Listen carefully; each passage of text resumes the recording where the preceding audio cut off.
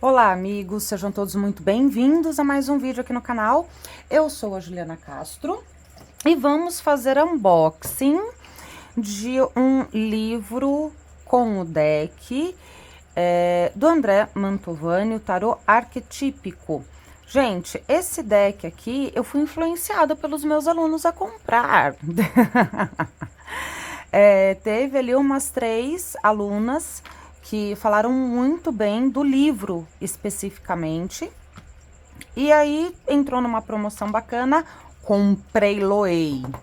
Vamos abrir então esse lindão aqui junto com vocês.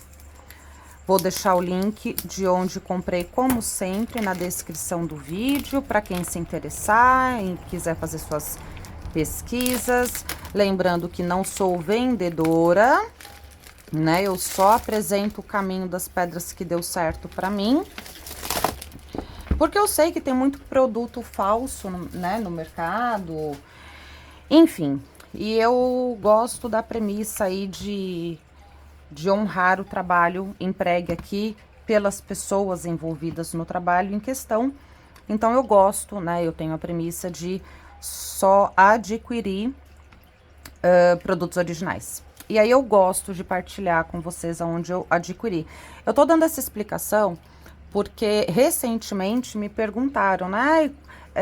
Como que eu faço para comprar direto com você? Porque eu queria, né, engajar o seu trabalho e tal.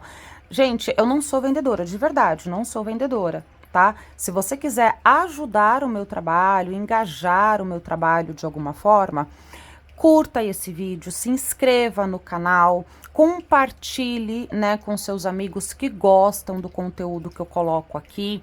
Isso sim, verdadeiramente ajuda no crescimento do meu trabalho. Aí sim, você está olhando para o meu trabalho especificamente, tá bom? Eu não sou vendedora, então eu não faço aqui nenhum unboxing ou algo do tipo com patrocínio, tá? Eu compro todos os meus decks. Quando não compro é porque eu ganhei e assim, né? A gente não ganha presente todo dia. Então só para deixar essa informação bem clara para vocês, tá bom? Então vamos lá. Caixinha dura é um deck distribuído pela editora Pensamento. André Mantovani é um brasileiro, então nós temos um deck brasileiro distribuído aqui no Brasil por uma editora brasileira, e que bom que a gente pode ter um material de trabalho com fácil acesso e espero ser um trabalho de qualidade. A caixinha pelo menos é uma caixinha dura, uma caixinha rígida. Abre aqui do lado. Vamos lá. Antes de continuar com a abertura, eu gostaria... Senhor da glória. Vai dar certo. Eu gostaria de ler um pequeno trecho aqui do que ele colocou, a intenção dele, o propósito dele com este livro e deck. Vamos lá. Há muito tempo eu sonhava em poder publicar um tarô autoral com elementos e símbolos que traduzem o universo íntimo que me habita nesses anos de caminhada e estudos dos arcanos do tarô. Vejo como portais iniciáticos da nossa própria existência. E ele coloca aqui que ele faz uma correlação a tradições esotéricas como astrologia, numerologia, que revelam, acima de tudo, os aspectos simbólicos, míticos e arquetípicos da experiência humana expresso em suas lâminas, desculpe. Então aqui é um livro colorido com 400 páginas, promete ter bastante conteúdo, né, e linkando vários conhecimentos vividos pelo próprio autor. Então vamos lá. A caixinha abre aqui do lado, não tem imã, né? Então há de se ter um cuidado quando a gente colocar, né? For guardar. Ai, que bonito o trabalho. Aqui. O livro, bem grossão. E aqui o deck. Aqui por dentro é bem frágil.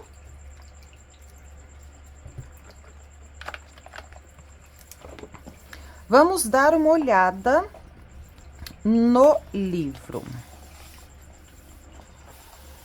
Aqui é uma apresentação, né? Autor, astrólogo, tarólogo, estudioso da espiritualidade do autoconhecimento, também mestre em literatura e crítica literária, pós-graduado em psicologia analítica. Seguimos. Até você se tornar consciente, o inconsciente irá dirigir sua vida e você vai chamá-lo de destino. Uma frase de Jung. Essa frase ela é muito verdadeira, né? Todos os estudiosos de tarô, não necessariamente praticantes dessa arte, mas estudiosos, né? Existem pessoas que estudam pelo nível histórico, contexto histórico, por paixão, né? Pelo ocultismo, mas não necessariamente pratica. O praticante é tarólogo, né? Independente se pratica para si mesmo, para pessoas próximas ou de forma profissional, que é o meu caso, mas tarólogo é aquele que pratica esta arte, né? Existem apenas os estudiosos. Independente se você só estuda ou se você é tarólogo, essa frase você há de convir comigo que ela é muito verdade, né? O nosso inconsciente manipula todas as nossas escolhas, as nossas ações, os nossos impulsos e desejos. E acredito que quanto mais consciente a gente se torna do que está no nosso inconsciente, melhor nos tornamos. Não necessariamente bom, porém melhores. O que significa isso? Mais consciente da minha própria capacidade, mais consciente da minha responsabilidade de escolhas, e aí vai. Essa daqui é uma primeira edição, ulalá! Esse deck, primeira edição 2023, será que eu estou com um exemplar em primeira mão? Né? Do primeiro lote, digamos assim, ora.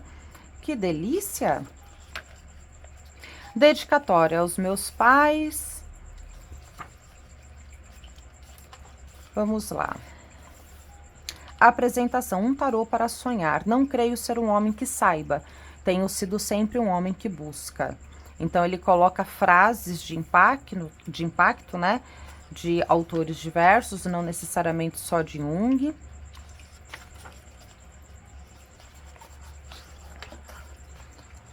Vamos lá, deixa eu abrir um pouquinho mais de espaço aqui. Aqui uma explicação, acredito que... Deixa eu dar uma olhadinha aqui. Buscando as origens do tarô, a definição, antes de mais nada, né? A definição que tarô é um deck necessariamente um oráculo, né? Composto por 78 cartas, 122 trunfos, que são os arcanos maiores, 56 trunfos conhecidos como os arcanos menores, que por sua vez são distintos, divididos de As a 10 e depois cartas da corte. Origens, cartas mamaleucas, influências orientais. Aqui tem um passeio pela história. Aqui um pequeno glossário. O tarô e o inconsciente, as origens da psicologia analítica. Aqui, lógico que eu só tô fazendo uma passada de olho. Depois que eu ler o livro, se vocês quiserem, coloquem aí nos comentários, que eu faço uma resenha, né, da minha percepção a respeito desse livro. Coloquem aí que eu farei com muito carinho, tá bom? Mas tem que colocar. Mas aqui eu já percebo que é um livro e um deck muito voltado para quem deseja fazer um atendimento mais terapêutico, mais aconselhatório, né? Não necessariamente divinatório, né? Não necessariamente um oráculo de previsão, mas sim também de despertar de consciência, que é muito o que eu trabalho, né? É muito o nicho que eu trabalho. E aqui vale dizer que o tarô divinatório, aquele tarô que vai prever coisas, né, que vai antecipar acontecimentos, ver tendências, ele é tão necessário e importante quanto aquele que aconselha, que desperta a consciência. É tão importante quanto, gente. Um não é mais eficiente, importante, eficaz que o outro. Não existe essa disputa, tá? A jornada do louco, o simbolismo e a imagética dos arcanos maiores, figuras humanas, corpos celestes, animais. Aqui, arcanos maiores desenhados em colorido, que bonitinho! Aqui eu percebo, né, por esse primeiro olhar, que é um deck lúdico, né? Então vai trabalhar com desenhos até um pouco infantilizados, simples, coloridos e de fácil entendimento, né? De fácil entendimento para os momentos atuais, inclusive. Capítulo 5, Arcanos Maiores, começando então com a carta do Louco.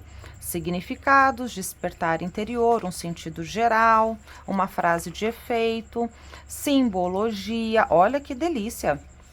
As cores, o arquétipo em si, aspectos mitológicos, e aí a gente começa no próximo arcano, que é o arcano do mago. Bom, já achei que aqui tem uma dissertação, né, bem separada, bem esquematizada, digamos assim, bem didática. Gostei. Vou dar um exemplo aqui, vou ler a explicação mais curta aqui. Explicação do cão. O cão no caminho do coração representa a lealdade de espírito à nossa verdade interior e o comprometimento com o nosso caminho pessoal em direção à realização pessoal e à felicidade. Gostei dessa interpretação aqui, sim. Gostei bastante. Vamos lá para os menores, acredito que esteja bem longe, né? Porque a dissertação aqui é grande. O Papa, então, vamos dar uma boa pulada aqui.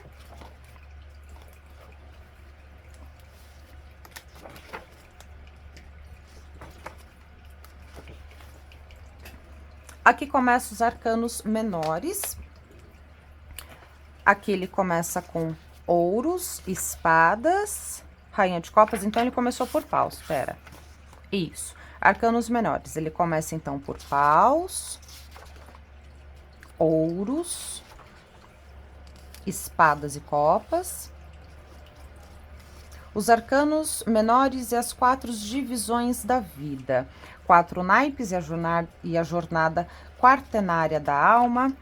A quaternidade é um arquétipo que se encontra, por assim dizer, em toda parte e em todos os tempos. É pressuposto lógico de todo e qualquer julgamento e totalidade. As 4 funções psicológicas, aqui a temática. Então, pausa, iniciativa, instinto, intuição, ouros, trabalho, dinheiro, corpo, sensorial, enfim, e assim vai. Figuras da corte, valete, juventude interior, cavaleiro, juventude exterior, rainha, maturidade interior, rei, maturidade exterior. Bem parecido aqui com o conceito de Tote.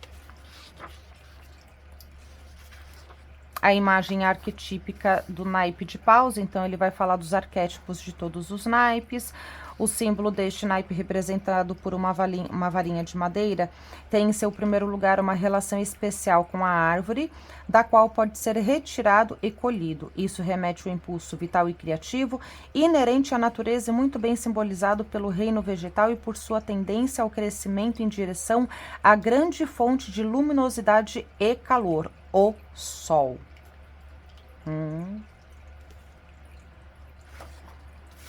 Interessante. Cartas numeradas. Aqui, pelo que entendo, cartas numeradas, a dissertação é um pouco menor.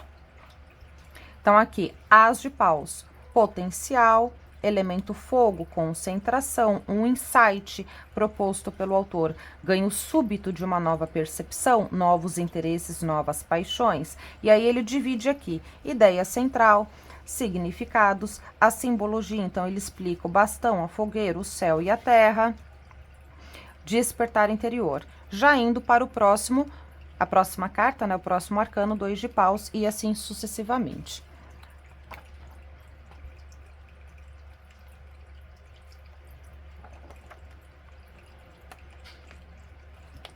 Cartas da corte. Cavaleiro de paus, fala de progresso, elemento ar intelectual.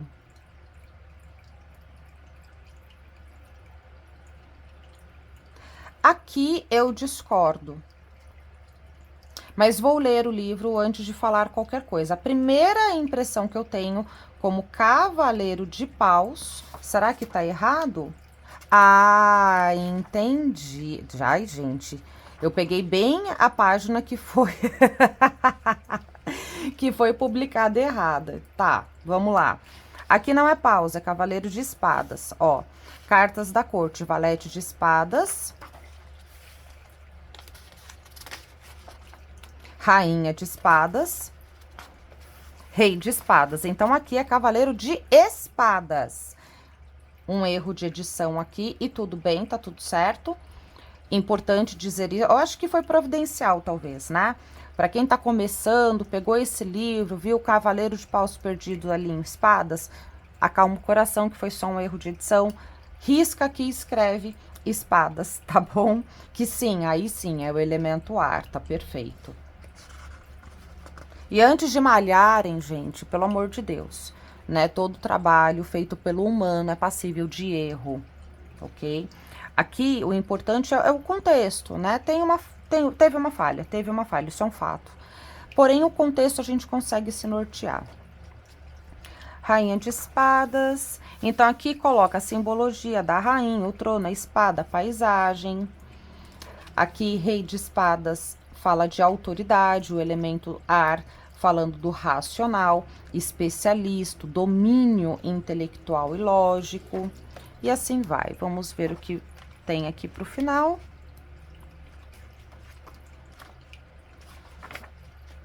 Capítulo 7, interpretações e métodos de tiragem. Como conduzir uma leitura, começando a interpretar, orientações, métodos, mandala astrológica, aqui o que cada casa representa, aspecto de vida, qualidade, elemento, correspondências elementais, correspondências da qualidade, como montar a mandala astrológica. Uma aluna minha que é astróloga, a Neila, ela falou que esta toalha aqui, ela foi feita de uma forma astrologicamente falando inadequada, porque o número 1 tem que vir aqui na lateral. E é o que está sendo representado aqui. Para mim não tem diferença, né? Eu respeito o desenho aqui da mandala e vale dizer que o Vitor, que é a pessoa que idealizou essa arte, ele não é astrólogo, ele é bruxo, né? Tem uma dinâmica diferente, que não invalida nenhum nem outro, né? Eu acho que podem se conversar e tá tudo certo. Mas aqui tem talvez aqui no livro do André Mantovani, teve uma lealdade muito grande à astrologia propriamente dita. E aqui o Vitor, ao fazer essa toalha, isso aqui é um achismo, tá? Eu acho que o Vitor Valentim, ao desenhar essa toalha, ele pensou no desempenho do tarólogo, independente do tarólogo ser astrólogo ou não. Eu, por exemplo, sou taróloga, estou começando a estudar astrologia, mas não sou astróloga, entende? Então, para mim, viabiliza o número 1 começar aqui, porque vai ter uma correlação direta com a árvore da vida, entende? Então, eu acho que ambos aqui são corretos, dependendo da visão, né, de conceitos, de aprendizados, e, enfim. E uma acrescenta a outra. Pergunte ao tarô, aquela tiragem básica, né, de 3 cartas, respostas objetivas, aspectos práticos para uma leitura. Aqui ele ensina, não sei se ensina, mas ele disserta a respeito da consagração do tarô, formando o círculo, estabelecendo o centro, incluindo o louco, preparando um ambiente, início e término de uma leitura. Aqui, esclarecendo algumas dúvidas comuns.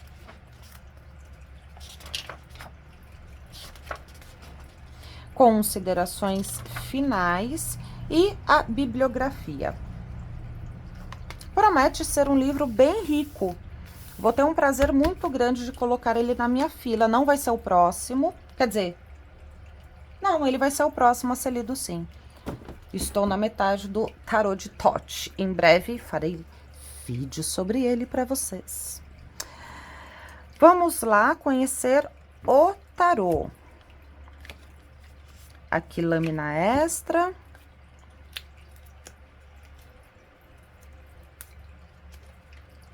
Melhor cortar.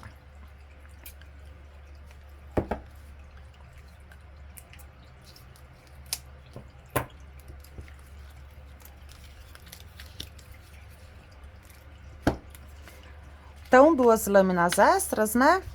Baseadas na arte gráfica de Cristina Martoni. Essas cartas foram adaptadas pelo designer Marcos Roberto Fontes, da Indie 6, produção editorial especialmente para a editora Pensamento, que se reserva os direitos de reprodução. Tarô arquetípico, essas cartas, né, acompanham o livro, não podem ser vendidas separadamente, ou seja, se tu achar esse deck sendo vendido só o deck por aí, é cópia, não é um trabalho legal. Então, vamos lá.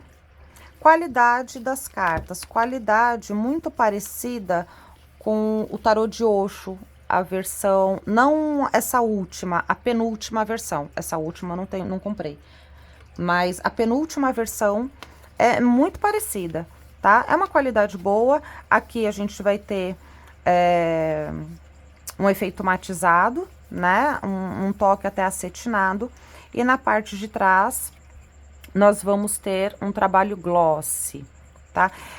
Eu tô trabalhando bastante ultimamente com tarô de Osho, eu tô gostando de trabalhar bastante com ele. São cartas leves, né, de fácil manuseio, são cartas mais frágeis se comparados com a US Games da vida, mas não desmerece a qualidade colocada aqui, tá? Há de se ter um cuidado no embaralhamento, não vai me sair batendo carta, também tenha cuidado, né, com as suas cartas. Não me sai batendo carta que você vai estragar a qualidade desse deck, né? Ele não vai aguentar esse embaralhamento abrupto. Mas eu gostei, é uma qualidade satisfatória sim, tá bom? Então, vamos lá conhecer carta a carta. A carta do louco. Então, aqui nós temos o numeral e o nome descrito pela carta. O mago. Literalmente como um bruxinho, né? A sacerdotisa como a papisa. E aqui uma mulher meditando no meio dos seus livros, talvez livros de sombra ou grimórios, com uma vela. Essa vela me dá a sensação de luz interior, né? Movido pela minha sabedoria interior. A imperatriz. O imperador, o papa, literalmente como uma persona religiosa, mas não necessariamente um papa cristão, né? Os enamorados. Aqui tem a questão do casal e tem a questão da escolha dos caminhos. Gostei. O carro. Interessante que aqui ele tá com uma feição amorosa e os cavalos com uma feição mais impetuosa, né? Mais intensa. A justiça. O eremita. Interessante que todos os arcanos maiores até o presente momento, com personificações, estão encarando a gente de frente, né? A roda da fortuna, aqui ele colocou os símbolos zodiacais.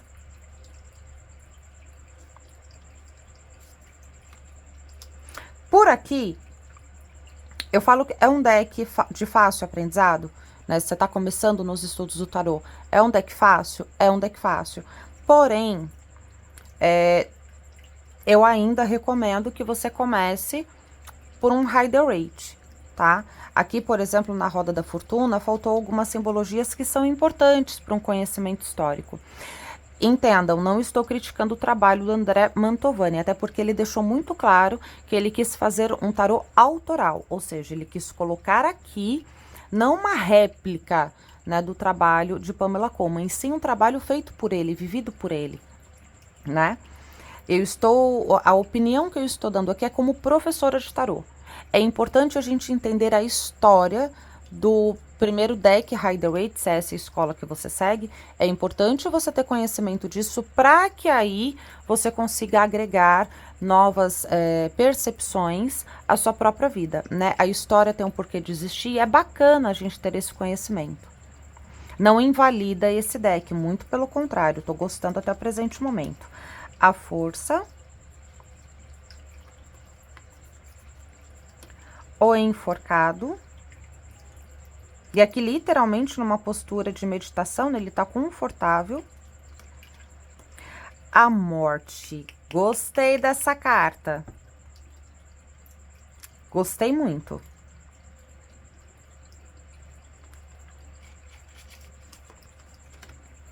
A temperança.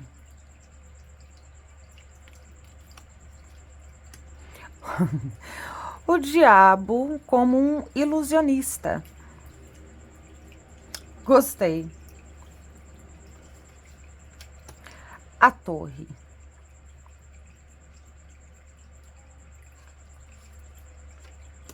A estrela. A lua. O sol. O julgamento.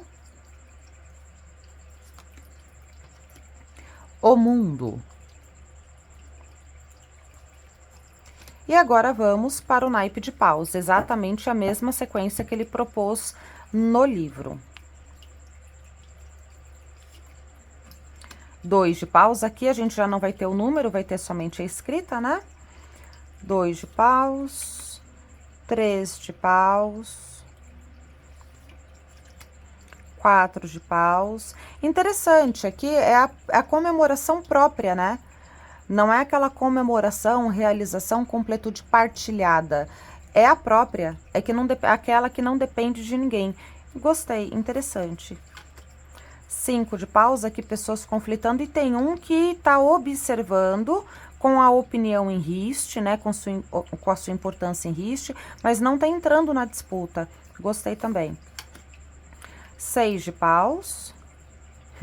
Me dá a sensação de que esta persona não estava nessa discussão, mas é ela que acaba levando os louros, digamos assim, ela que acaba que trazer a honra, né, para a situação em si, se a gente for contar uma historinha.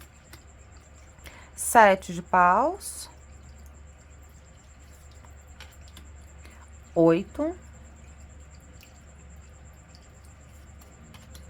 9. 10. Pajem. Cavaleiro. Rainha. E novamente a gente tendo cartas que estão encarando a gente, né? Cavaleiro geralmente está num movimento, né, para um dos lados, ou para a esquerda ou para a direita. Aqui ele colocou bem de frente. Rei. Vamos agora para o naipe de ouros. 2 de ouros. 3 de ouros. 4. 5. Bem interessante essa carta, né? Ela tá numa tempestade, vendaval aqui, e indo na direção contrária de onde está a prosperidade que pode auxiliá-la. 6. 7. Gostei dessa carta, porque aqui ela tem um olhar de respeito pelo tempo de maturação das coisas. Gostei. 8, 9,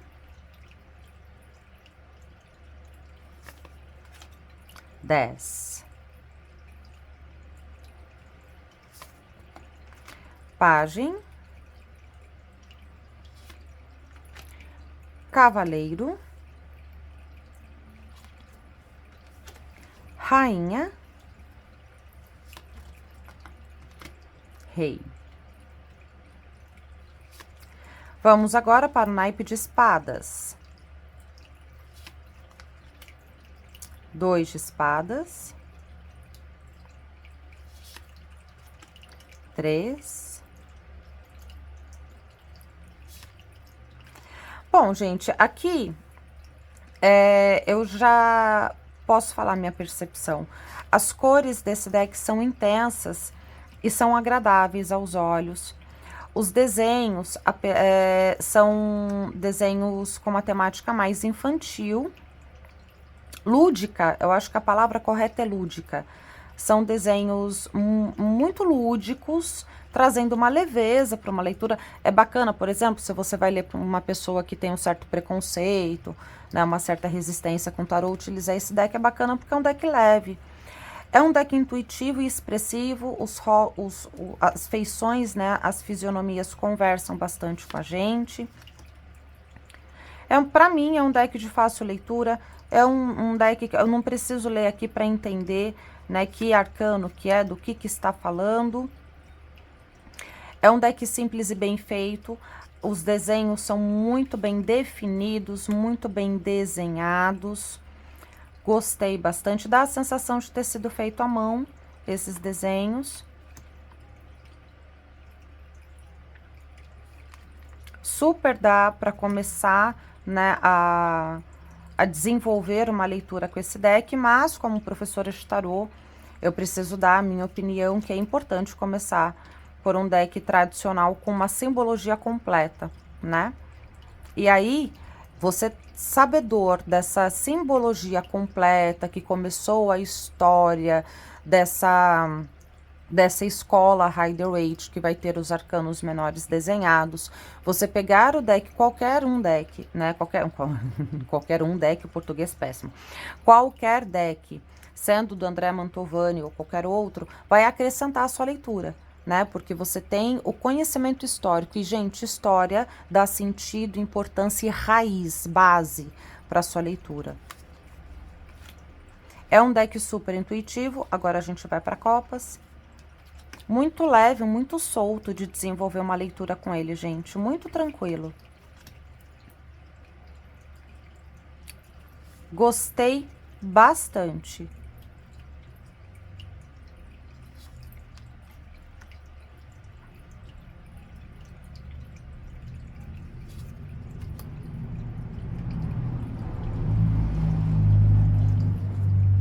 Aqui me dá uma sensação de reverência a quem veio antes, reverência aos ancestrais, reverência a quem é maior que eu, a leveza e a segurança, inclusive, que eu posso encontrar olhando para quem veio antes. Me deu uma sensação bem assim, olhando para esse arcano, para essa ilustração. 7 de copas, 8, 9, 10. Pajem, cavaleiro, rainha e rei. Dá para jogar de forma invertida para quem gosta, né? Eu não jogo de forma invertida. Vamos fazer um comparativo do tamanho. São cartas um pouco maiores, não chega a 1 centímetro, mas são cartas um pouco maiores e mais largas que um tamanho mediano de deck de tarô. É um deck leve, tá? Um deck bem leve, apesar das cartas serem um pouco maiores. É um deck leve. Acredito que de fácil embaralhamento, vamos lá. Eu tenho mãos grandes, então não tenho problema nenhum para embaralhar. O fato de uma parte das cartas ser mate não dá aquele deslize excessivo, sabe? De você perder o controle das cartas. Vamos fazer o embaralhamento diferente aqui. Tranquilamente. E desse jeito mais abrupto, acredito que vai marcar as cartas, tá?